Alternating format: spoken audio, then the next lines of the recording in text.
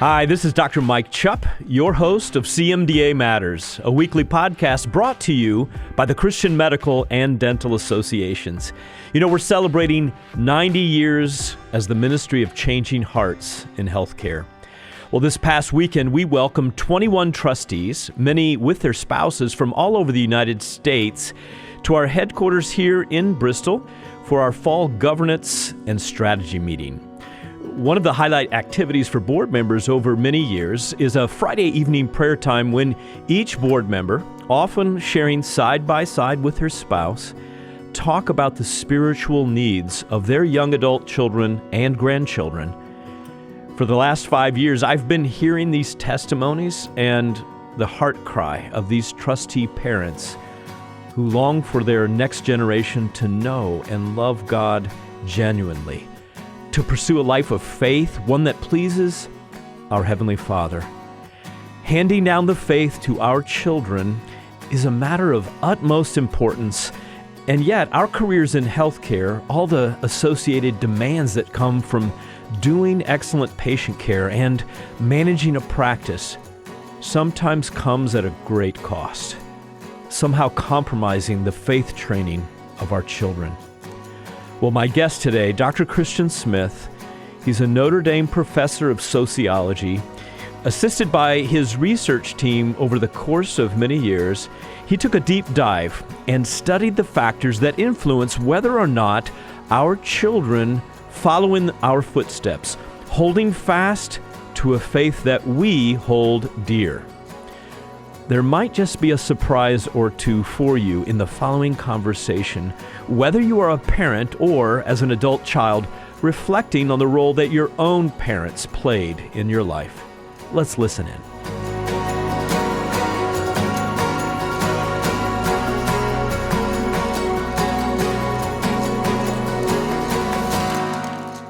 Well, it's indeed a privilege for me to welcome to CMDA Matters Professor Christian Smith. He is the William R. Keenan Jr. Professor of Sociology at the University of Notre Dame. He was founding director there of the Center of Study of Religion and Society, as well as the Center for Social Research. He's the principal investigator of a national study of youth and religion. Long before Notre Dame, he worked at UNC Chapel Hill from 1994 to 2006. Where he was the associate chair of the Department of Sociology from 2000 to 2005. Dr. Smith holds a master's and a PhD in sociology from Harvard and has studied Christian historical theology at Harvard Divinity School, as well as other Boston Theological Institute schools. He got his original bachelor's in 1983 from Gordon College there in Massachusetts. He actually taught also for 6 years at Gordon College. He has been a prolific author, co-author, and editor of more than 20 books, including a book released this year by Oxford University Press entitled Handing Down the Faith, How Parents Pass Their Religion On to the Next Generation. He has had a lot of grant money funnel through his department, actually more than $21 million over time.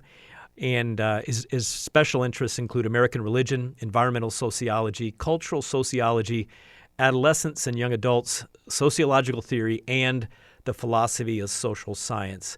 So welcome to CMDA Matters today, Professor Smith, and what a convenient first name of Christian. Thank you. Thanks for having me. We have a lot of parents out there listening to CMDA Matters, and I'm actually a parent of 4 young adults, ages 19 to 27.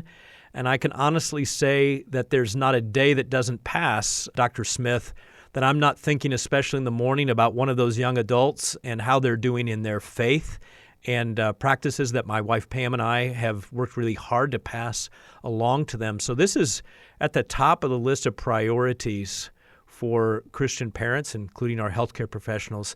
So I want to start off, because of your prolific work on the sociological aspects of religion, what can parents do out there to ensure that they raise their children with a strong faith in Christ as evangelical Christians? Well, there's a handful of things. First of all, it's important to realize sociologically, it's really clear that the most important influence on children in terms of how they turn out in their religious faith is their parents. There's a widespread messages and cultural scripts that say parents don't matter when kids become teenagers. It's the media and peers and school and whatever, but really it comes down to parents is the most important factor. So parents have a lot of capacity to exert influences. Some of the things they can do, first of all, they can practice themselves, practice what they preach, be themselves, model for their children what they would like their children to grow up in. Another thing we found is really important, makes a huge difference, is parents talking in their families with their children during the week about their religious faith or even just about religious topics. Parents who just go to the church on Sunday and never talk about it the rest of the week, their kids are much less likely to continue on in the faith than those for whom talking about matters of faith during the week as part of ordinary life is something that goes on in the household. You interviewed over the course of a couple of years, I believe, Dr. Smith, 235 parents and their youth or adult kids, and it was across a broad range of faiths. Could you just describe who those parents were in their study, where they came from? Yeah, so we wanted to focus on religious parents. So it's not of all American parents. It's on parents who have some formal tie to a religious congregation. And we wanted a broad sample of different kind of religious parents. So we got evangelical parents, mainline Protestant, Black Protestant, Catholic, and then beyond that, we got Mormon, Hindu, Buddhist, Muslim, Jewish parents. And we sampled these parents from religious congregations all around the country. There was a whole team of us doing interviews, and we thought very carefully about locations and denominations and congregations and worked with clergy to get names of parents, both parents who were very committed and involved, and then also parents in the same congregations who were less committed and involved. So technically, it's not nationally representative, but it's a pretty good picture of religious parents out there. I was impressed that you specifically selected out parents that held their faith in high regard, very religious parents in across all those faiths, were they not? Yes. Again, we really wanted to hear from parents who were the most invested, and then to be able to compare them to those in congregations who were less involved. I was enjoyed reading about the types of parents, the parenting style in terms of passing faith on to the next generation, and the kind that have higher correlation with passing that faith on successfully as you interviewed their kids into their 20s. Just talk about those 4 parenting styles, because I know our listeners want to hear, hey, in which category do I fit? Some of your listeners may be familiar with this. It's a pretty well-known theory in psychology, and that is the 4 types of parenting styles are authoritative, which is always considered the best, and then there's authoritarian, and then there's permissive, and then there's uninvolved or disengaged. And this is like a 2x2 table that's created by the combination of, on the one hand, parents who have expectations, who have standards, who hold their children accountable. And on the other hand, how warm the parents are with their children and their relationship. If they have a good relationship, if they can talk, if they can be open, if they're expressive of their care for their children. So the best parenting with a lot of outcomes, we know this from so many studies, the best parenting happens with parents who combine, they have high standards, they have high expectations, they make demands, there are consequences for their children if they don't live up to those standards. But at the same time, they are warm, they are open, they are approachable, they're expressive of their love for their children. That's the authoritative parenting style. The other styles, the authoritarian is high demand, no warmth or little warmth. The permissive is low demands, lots of warmth, like parents are best friends, but don't expect anything out of their kids. And the disengaged is neither, right? So you can imagine, think it through, why different parenting styles would have an effect on children's outcomes. And what we found is even net of or controlling for the influence of parents' own religious faith commitments and practices, there's an interaction effect between that and the parenting styles that the parents have, with the authoritative parents being the most effective in passing on what they are to their children. And if I remember your book correctly, you found that the distribution of those types of parenting styles were basically roughly the same across all of the faiths that were involved in the parents that you interviewed, correct? Yeah, there aren't any major differences by religion in parenting styles. But there are differences in outcome. Would you just share that with our listeners? You can imagine children of parents who have authoritarian parents, say their parents are very demanding of them, but they're not very warm or expressive with them. Those children don't have as close a relationship, and maybe they even feel alienated from their parents in some way. So if they get the message, oh, my parent wants me to be their religious faith, they may maintain some distance from that. They may not want to follow that. Whereas if they have a close, warm relationship with their parent, but they also know their parent expects things from them, they hold them accountable, that kind of style of parenting, it invests children in the relationship, and it invests children in taking seriously what their parents want out of them. This is true of religious outcomes, which we're talking about, but it's also true of all kinds of other risk behaviors, success in school, all kinds of outcomes. Authoritative parenting is always better than the others. And then comparing the different religions or faiths with one another, I noticed in your conclusion that there were 3 you identified as actually having a higher success rate, and then 3 or 4 maybe not as well. Can you just differentiate those for our listeners? Yeah, there's a pretty clear and well-established sort of retention rate or success rate, however you want to put it, in religious traditions, passing on from one generation to the next. And those that tend to do better are Evangelical, Christian, Mormon, and Black Protestant. What's interesting with Mormon, though, is that you can't be a lukewarm Mormon. You're either all the way in or you're all the way out. So Mormonism has a high retention rate, but they also lose a heck of a lot. But those are the 3. And then at the bottom, it's very hard for Catholics, mainline Protestants, Jewish parents to get their kids to continue on the way they were raised.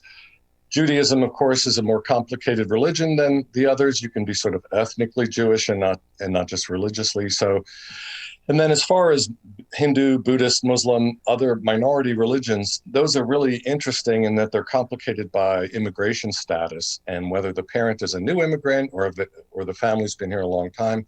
That's a whole nother complexity. But yeah, definitely some religious traditions are more successful at passing on the faith than others. A lot of research has been done. You mentioned as you began the book in the past, these are the things that are well established. I was both at the same time pleased and excited, but also it's a sobering responsibility that fathers in particular have a pretty significant responsibility in passing along faith. What are some of the tried and true findings in the literature over the past, 50 to 100 years in terms of parenting, maybe that were even before you did your research, that are established? Some of them are pretty commonsensical, but they're really worth sort of reinforcing because, again, a lot of parents feel like they don't have any influence anymore when their kid reaches a certain age. But simply being intentional, being purposive, having some authority in the matter, practicing regularly, demonstrating in decisions that this is an important thing in the family. So not just letting attending church say always get compromised by sports, travel, or whatever else it may be. Parents practicing personally their own religious faith. After we studied teenagers for a decade, I came away thinking that the motto is, we'll get what we are, not what we would like to be, but it'll be replicated what we actually are, because kids can see that. Mm-hmm. And then given the larger culture, the kids will probably be less religious than that even. But as you mentioned, the influence of fathers is especially important because a lot of times mothers since Victorian era have been thought of as in charge of morality, in charge of hearth and home. And so if the father is not really invested, then the kids kind of have an out. But if the father and mother are kind of a united front in practicing religion and their beliefs, that also has a big impact. Grandparents can also matter a lot. If there's a missing parent or a checked out parent, uncles and aunts, other family members can make a big difference. But, basically modeling and just living an ordinary life and then talking about it and communicating and expressing what this means and why it's important. These are like the foundations on which this stuff is built. Much more important than religious schooling or summer camp or youth group or sermons or anything else. We're just switching gears, Dr. Smith. You spend a lot of time talking about our culture, and I think you learned a fair number of things and verified others about our modern culture and the view in place of religion. I was fascinated and a little bit discouraged, I must admit, running an organization of Christian healthcare professionals where we focus so much on community, wanting to build in strong communities. But you talk about this transition that's happened over the last, 50 plus years in America from religion as a community solidarity project to religion as a personal identity accessory. And the thought of putting on my religion as a necklace or a wristband or other accessory just sends shudders up and down my spine, as opposed to living in community with others in a particular faith and building one another up. So could you just talk about American culture and how that's happened? Yeah, I mean, obviously this is a big and complex subject, but none of us are going to be surprised to know that the culture has over time become more individualistic, more fragmented. There's more mobility. There's less a sense of deep roots. There's less a sense of community for most people. And so I think religion has been influenced by that. There's also been a turn in American religion away from the idea of a rooted community toward more of a consumerist-based understanding of religion. If it meets my needs, if it speaks to me, if it's the kind of worship I like, et cetera. And so over time, I think gradually, the idea of religion as a marketplace and religious believers as consumers has transformed the overall sort of gestalt of everything, the zeitgeist. It's not this sort of thing that calls upon us to commit ourselves to as much as just another resource or another association out there that people can pick and choose from what will help them live the kind of life in this world that they're interested in. And what I argue in the book is that that has the effect of placing more and more and more responsibility on parents' shoulders. It's not that there's this entire community or there's this received tradition or there's this inherited peoplehood or narrative that we have. It's that we're all these individual families moving around between jobs and neighborhoods. And so it's really up to the parents, basically, increasingly, compared to, I really think, how it used to be in the earlier 20th century. There was much more of a community sense of who we are and raising young people together. I'm not sure that I found it in your book, but how early are the effects of a parent on a child's religion established, whether it's from your current work or past work or other people's work? So how early on are we making an impact on the next generation in maintaining the faith that we are espousing? And then is it pretty malleable for a long period of time or not? Yeah, those are great questions. I don't have data that I can bring out and sort of prove this, but my impression, having studied this since 1999, basically with teenagers and parents, is very early on. I mean, you might even think, even before a child is born, that a mother, her body, her system, you would know more about this as physicians than me, but that a mother who's praying, say, that what's going on in the bodily systems are affected by their spiritual life. So that may be a little bit out there, but I'm going to put it out there and see what people think. But even just a baby, starting off with, okay, once a week, we go to church and here's the routine. And maybe on Wednesday night, there's a Bible study, or here are the people that we hang around with, hearing the voices, getting into a routine. All of that from a sociological point of view is formative of people. So it's kind of a problem to say, well, at age 6 is when it really kicks in, we'll start to do it. By that time, a lot of patterns, a lot of brain connections have already been made. So the more we learn about the brain and how it functions and how it's formed, the more you can imagine just hearing songs as a toddler that you're not even paying attention to could sort of shape consciousness and awareness and a feeling of warmth and so on. So I think a lot of it happens early on, but it has to be sustained over time into the 20s, really. One of the surprises for me in reading through answers, the various comments by various parents of various faiths, is you noted that it's fairly ubiquitous about what religion really is and what it isn't. And some of those were surprising for me and probably for our listeners as well, that in your interviews that parents aren't really focused, you wrote, on transmitting the importance of preparing for eternity or what comes next. So that was one surprise for me. And then the second would be that religion is about morality. It's about good behavior. Mm-hmm. And consistently across the 235 interviews, it's not a conversion experience or a relationship with God, Jesus, or other superhuman force. And I was really taken aback by that, honestly, Christian, that the parents that you interviewed didn't think that there was a relationship issue primarily, but that it was about good behavior. Can you comment on that?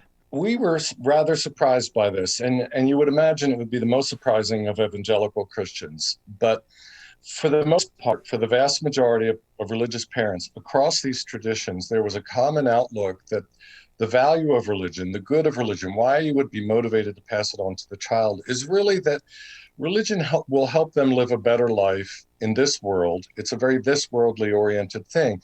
It'll help them make good choices. It'll ground their identity. It'll give them a place to sort of come back to and hit the reset button if they get in a bad place in life. It's very much oriented toward experiencing a better life now, not larger doctrinal truths, not larger metaphysical realities, not things that make claims on us to change, certainly not the hereafter. So that was really surprising for us. And I would have expected that out of a number of religious traditions, but to hear that coming, something like that, some version of that coming from a number of evangelical Christian parents we interviewed was quite surprising to us. The other thing was a lot of religious parents aren't really interested in sin and forgiveness and like the theological dimensions and the deeper spiritual dimensions of all this.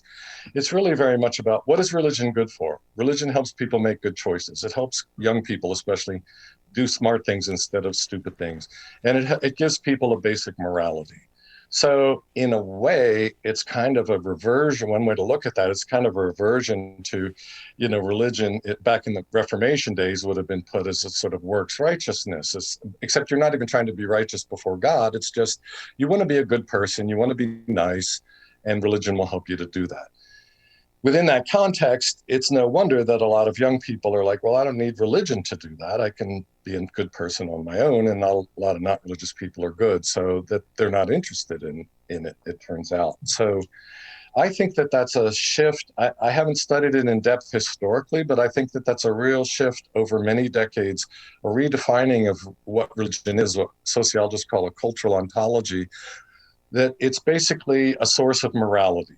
But it's an optional one because it's not the only source of morality. So religion really has a monopoly over nothing in the minds of most, I would say, the vast majority, I would say, American religious parents. What would you say stood out to you in these 235 interviews as maybe the most surprising discovery that you and your co-author, Amy, made in the process? We were really expecting to hear a lot of difference across the types of parents that we interviewed. That's why we sampled so many different types. In addition to the religious differences, we sampled different social class, working class, and middle and upper middle class, different family structures, two married parents, reconstituted families, single parents.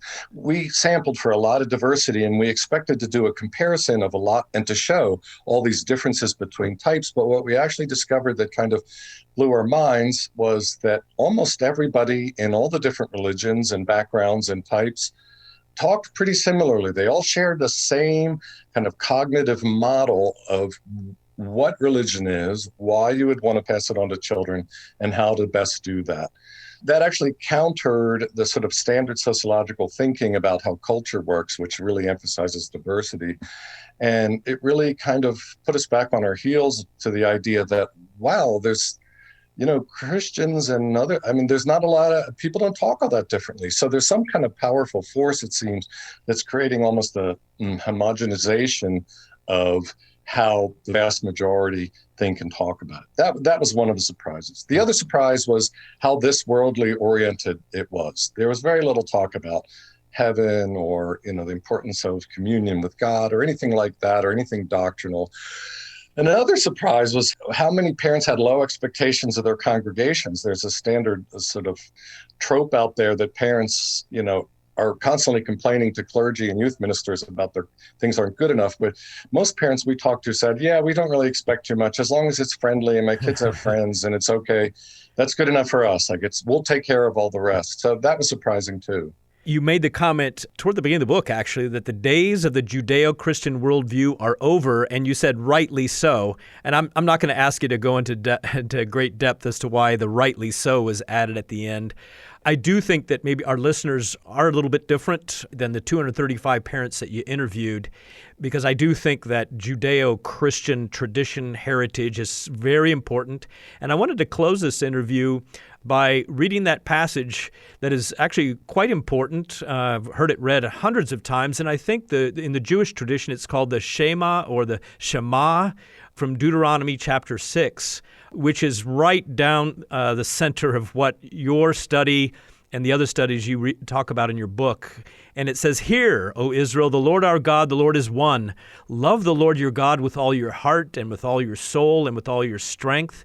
These commandments that I give you today are to be on your hearts. Impress them on your children.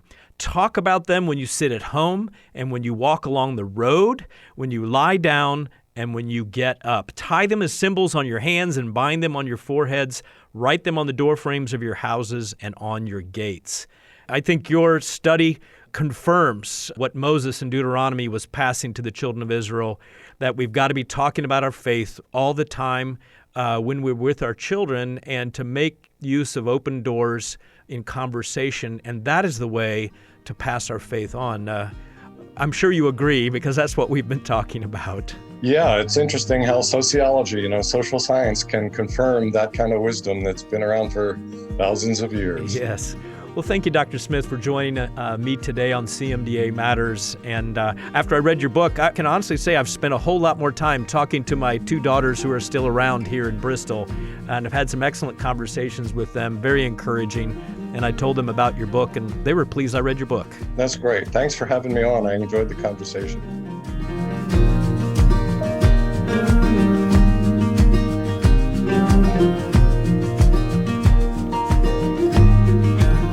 Well, you can find Professor Smith's book, Handing Down the Faith, How Parents Pass the Religion On to the Next Generation, at all major book retailers, and that includes Audible.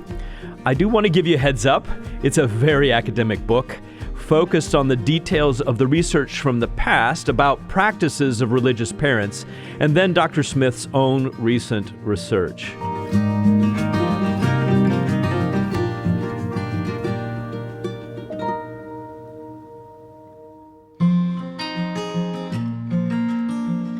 This discussion that I had today with Professor Christian Smith in Notre Dame has led me to reflect quite a bit on the importance to CMDA as an organization, especially for our leaders and champions.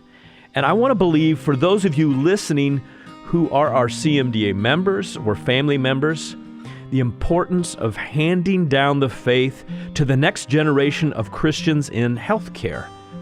At the point of entry, to become a member of CMDA, each one of us signed onto a statement of faith that was drafted many years ago by our Board of Trustees and approved by our House of Representatives. It is actually a fairly simple, a 4-part statement of faith, and each one of us put our names on the dotted line, so to speak, that we are in agreement with the statements. And our CMDA statement of faith says this: while each of us holds fast to beliefs that are vital in our relationship with God, the following statements outline the tenets which provide for us the foundation for our participation and fellowship in the Christian medical and dental associations. Number 1, we believe in the divine inspiration and final authority of the Bible as the Word of God. Number 2, we believe in the eternal God revealed in Scriptures as Father, Son, and Holy Spirit. And number 3, we believe in the unique deity of Jesus Christ, God's only Son, whose death and resurrection provide by grace through faith, the only means of my salvation. And finally, we believe in the transforming power and presence of the Holy Spirit. I love the story about the great coach, Vince Lombardi, who many consider to be the greatest coach in all of NFL history. And after a particularly poor performance by his Green Bay Packers team, as they lost a lead late in the fourth quarter, the NFL championship to the Philadelphia Eagles. Later that year, he walked into the locker room at the start of training camp with a pigskin football in his hand and told his players what would become one of the greatest iconic quotes in sports history. "Gentlemen," he said, "this is a football." Well, I think that statement of faith for CMDA that I just quoted to you is our CMDA faith football. Those are the foundational beliefs that we desire, with God's help, to hand over to the up-and-coming undergrad students as well as graduate healthcare students, whether they are in medical school or dental school or PA, nurse practitioner school, optometry, physiotherapy. The list is actually quite long of our members. And as well, residents and fellows in training and beyond into the early years of practice. We do not want to bobble or fail in the handoff and somehow fumble the faith football and lose the game as we contend ever so faithfully for the practice of excellent, compassionate, conscientious, as well as faith-influenced patient care.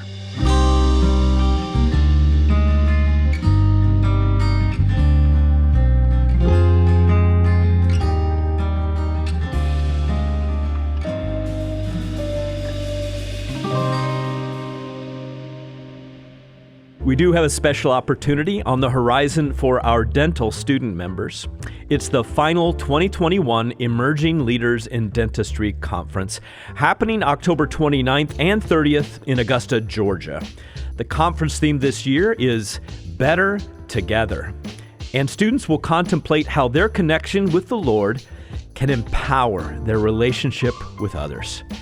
Speakers will provide challenging insights into how faith can empower a career in dentistry.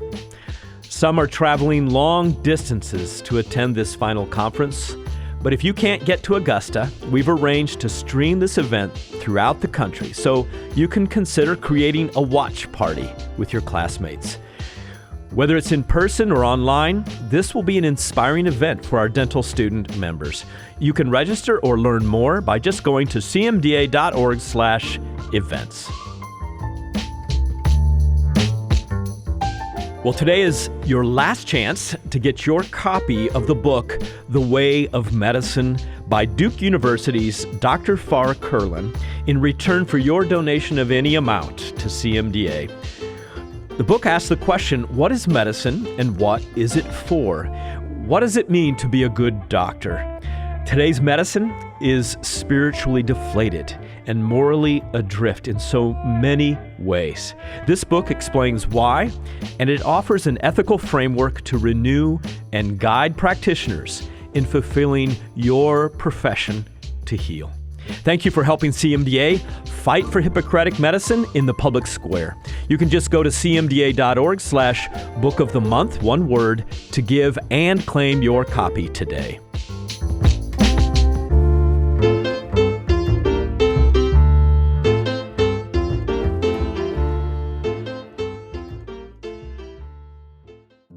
As I close out this podcast, for us as Christian parents, there's a very, very short list of the things in life that matter more to us than the spiritual well-being of our own children, the next generation. Handing down the faith to the next generation is a non-negotiable to Yahweh. And thus that passage in Deuteronomy chapter 6 called the Shema, or listen in English.